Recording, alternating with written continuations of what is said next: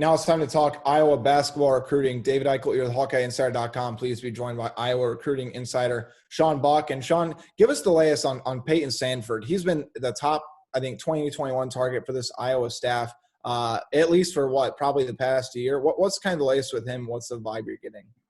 Yeah, so I mean, Iowa's right there for him, like right at the top. I think Drake and Utah are probably the ones that are getting buzzed too, and then obviously like last week or the week before, Stanford jumped in with offer. And I've been told by a couple people that one has obviously been significant.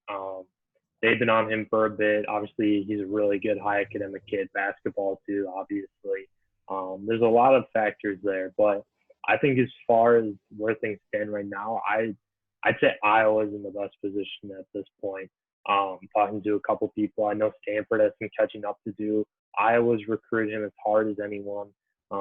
He isn't really given a firm decision timeline yet because he's still waiting to see if he can take visits in the fall. Not really sure if he wants to take official visits. It's kind of a tough time right now. He's the type of kid, and his family are gonna be patient with the process. But as far as things go with Iowa, I think you definitely like where you stand right now. And Iowa was in on three-star center Trey James, who ended up committing to Iona, surprisingly, I believe late last week.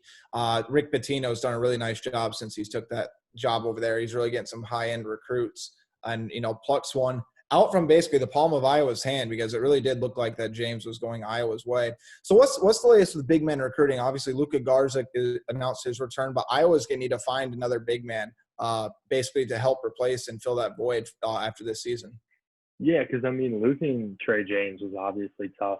He was the guy that the Iowa staff kind of felt like, hey, like, we got this guy. And I know I've been hearing that Iowa was the big leader for that one, like far and away the leader. And Iona came in with a Zoom call and really kind of changed things. I mean, being Rick Pitino, I think that kind of Kentucky ties kind of drew Trey in.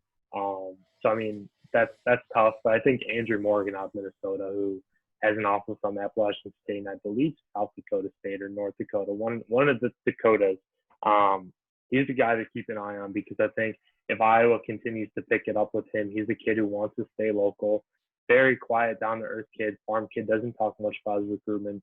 If he gets an offer from an Iowa State, I think it could be over.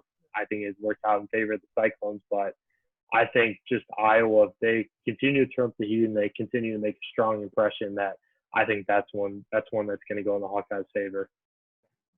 Great stuff, Sean. As always, be sure to stay tuned to the Swarm, our premium message board for HawkeyeInsider.com for the latest in Iowa basketball recruiting.